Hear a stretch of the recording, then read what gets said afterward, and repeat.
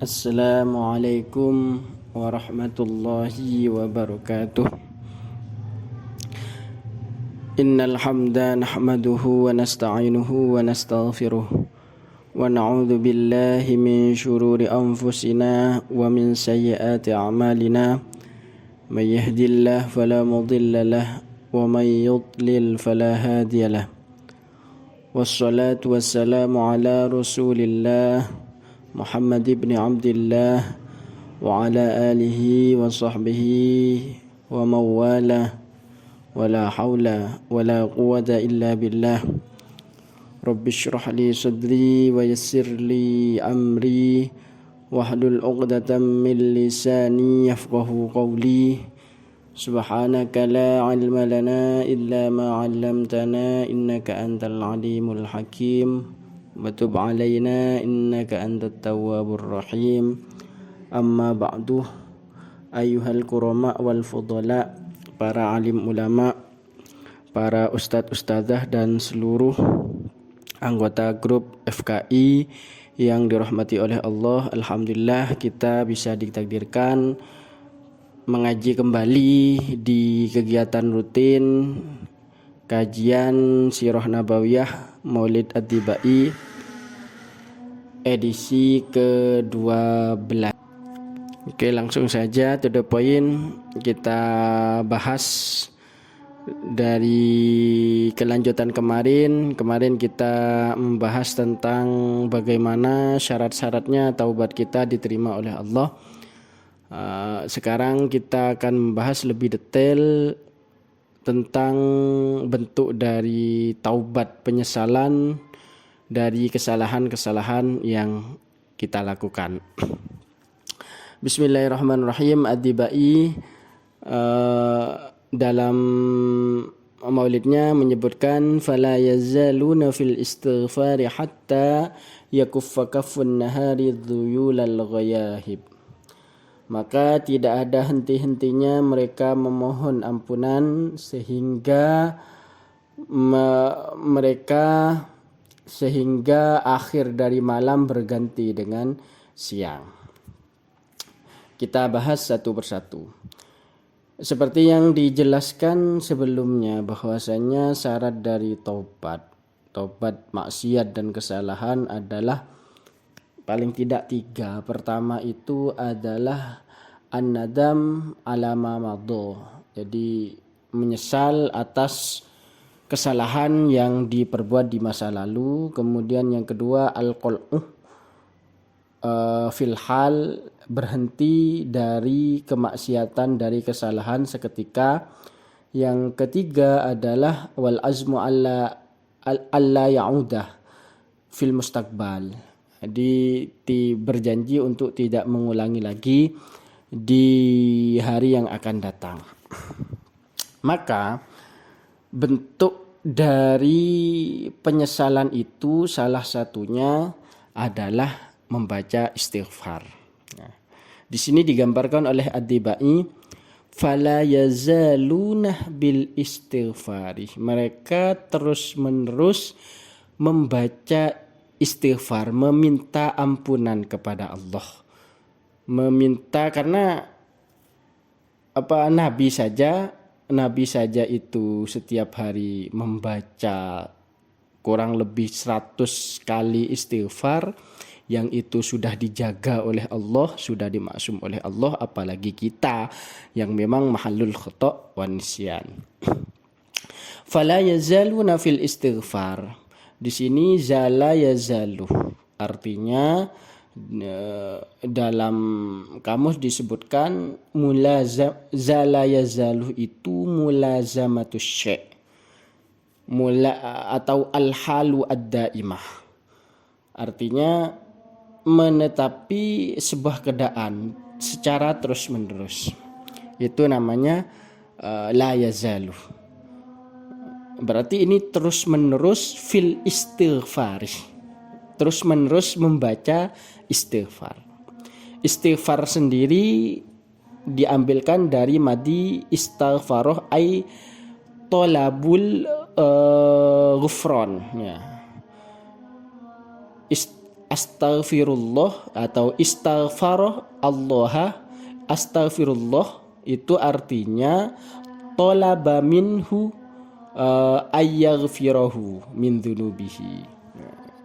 Jadi meminta kepada Allah untuk diampuni dosa-dosanya. Fala yazaluna fil istighfar artinya terus-menerus membaca istighfar. Hatta yakuffa kaffun nahari.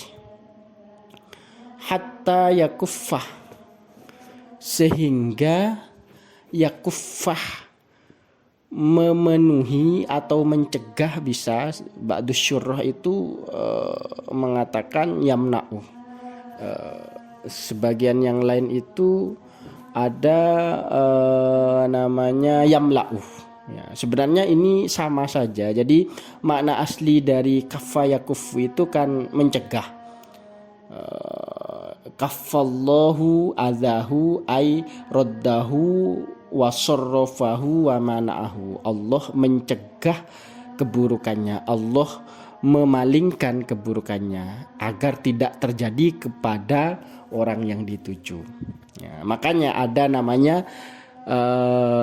kafaini, ya, telapak tangan itu disebut kafun karena bisa telapak tangan itu mencegah dari hal-hal yang bisa melindungi hal-hal yang membahayakan pada tubuh itu. Yang pertama kali bergerak adalah telapak tangan. Ada juga namanya kafaf, ya, rizki, khairul rizki al kafaf, rizki terbaik itu yang mencukupi. Kenapa rizki yang mencukupi disebut kafaf? Karena memang dengan rizki yang cukup kita tidak meminta-minta kepada orang lain, ya, tetap intinya diminta-minta, dimencegah, ya, intinya dimencegah kafun itu. Contoh lagi, ya, kafah, ya, kafah seluruhnya, ya. Seluruhnya itu berarti ya ayyuhalladzina amanu dukhulu fis-silmi kafah, ya. Wahai orang yang beriman, masuklah kalian di dalam agama Islam secara keseluruhan. Maksudnya keseluruhan di situ adalah takufu min an ta'tadu syara'ihi, mencegah dari berlebihan dalam syariat agama. Dan banyak lagi. Jadi inti dari kafun itu mencegah, tapi juga bisa bermakna meliputi, bisa bermakna, contoh, ya, kain, ya, menjahit kain, ya, itu juga kafun karena memang untuk mencegah lebih kain itu, mencegah kelebihan dari kain, itu kafu. Fala yazaluna fil istighfari hatta yakuffa kaffun nahar, ya. Kafun nahar, kafu telapak tangan, an-nahar itu siang. Maksudnya ini adalah isti'aroh kalau di dalam balaghahnya, pinjam kata. Jadi disamakan siang, nahar itu kan ma ba'da tulu'il fajri ila ghurubis syamsi, masa setelah terbitnya fajar shadiq, setelah terbitnya fajar shadiq sampai terbenamnya matahari. Nah, di siang, terangnya siang itu disamakan dengan telapak tangan. Telapak tangan yang mencegah dari gelap gulitanya malam, gitu. Telapak tangan.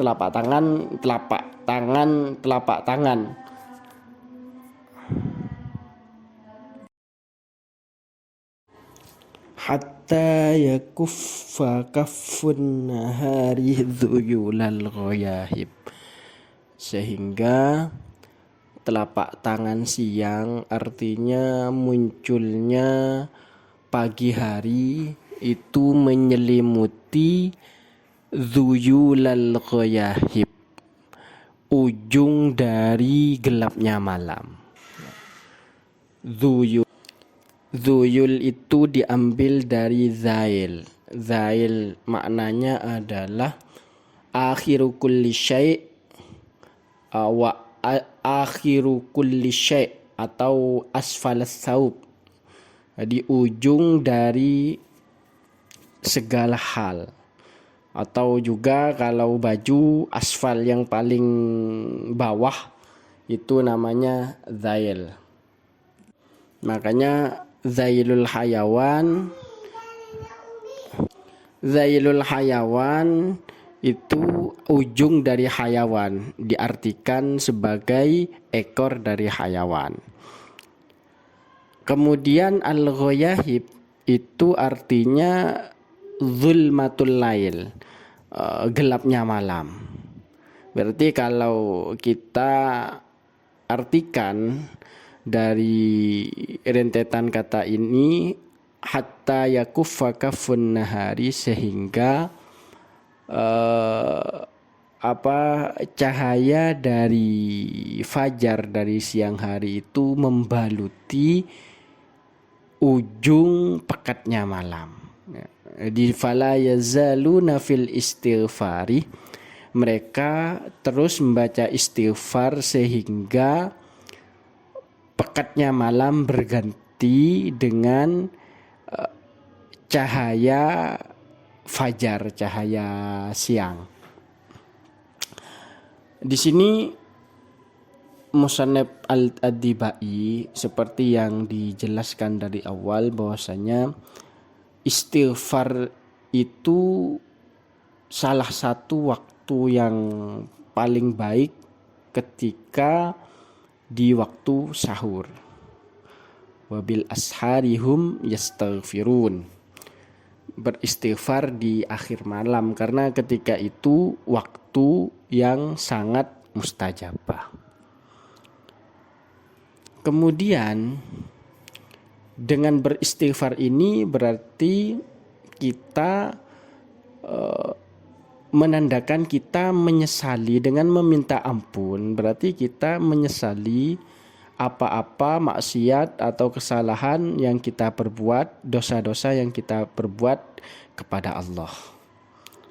Makanya kan kalau kita flashback lagi kan, secara garis besar manusia itu selain para anbiya itu tidak lepas dari 3 hal.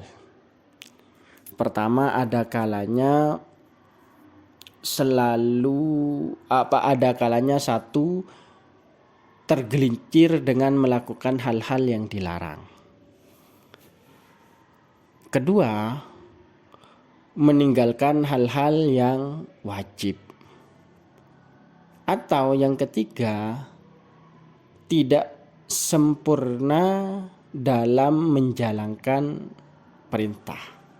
Pasti tidak lepas dari ini. Sesempurna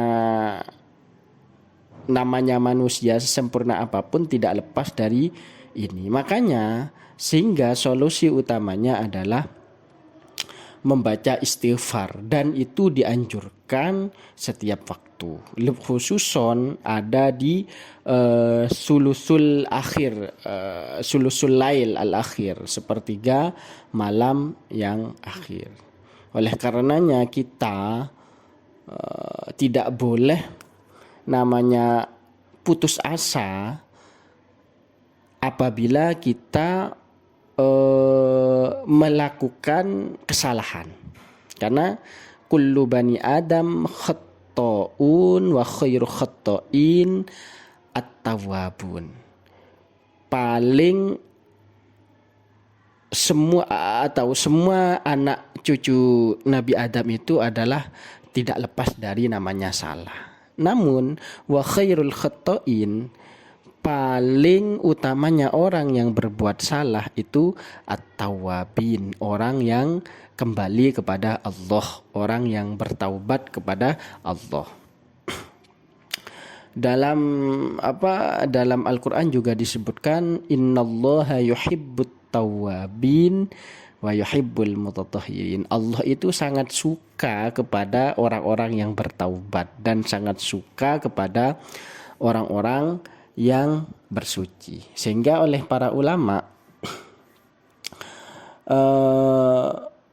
orang yang berdosa tapi dia itu segera kembali kepada Allah, maka dia akan menjadi kekasih Allah, akan disukai oleh Allah. Innallaha yuhibbut tawwabin. At-taib minadz-dzambi kaman la dzambalahu. Orang yang bertaubat dari perbuatan dosa seperti halnya tidak melakukan dosa, dihapus dosa-dosanya. Sehingga oleh ulama, orang yang bertaubat itu justru akan dicintai Allah, akan menjadi kekasih Allah, orang yang betul-betul bertaubat dari dosa. Yang pertama. Yang kedua, yang pertama, kita tidak boleh putus asa apabila kita melakukan dosa. Yang kedua, kita tidak boleh sombong ketika melakukan ketaatan.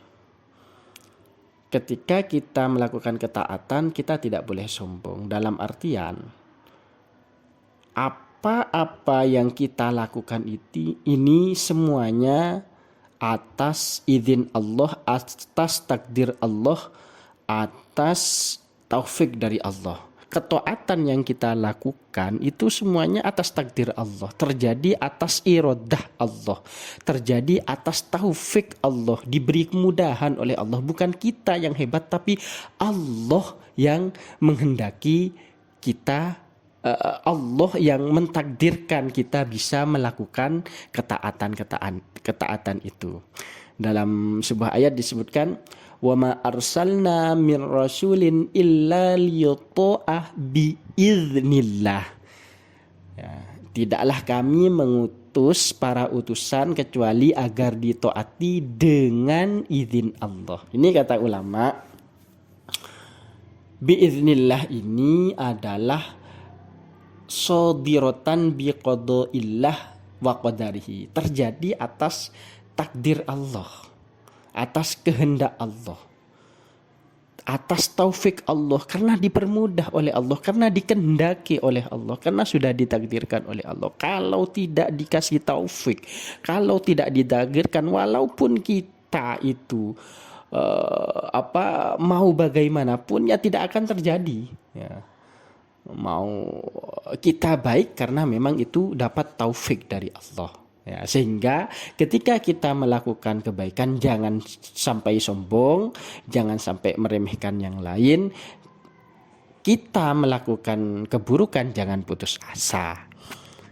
Toh juga ya tetap sebagai kita manusia tetap saling mengingatkan, tawasau bil haqqi wa tawasau bis sabr. Mungkin itu dari saya, semoga bermanfaat.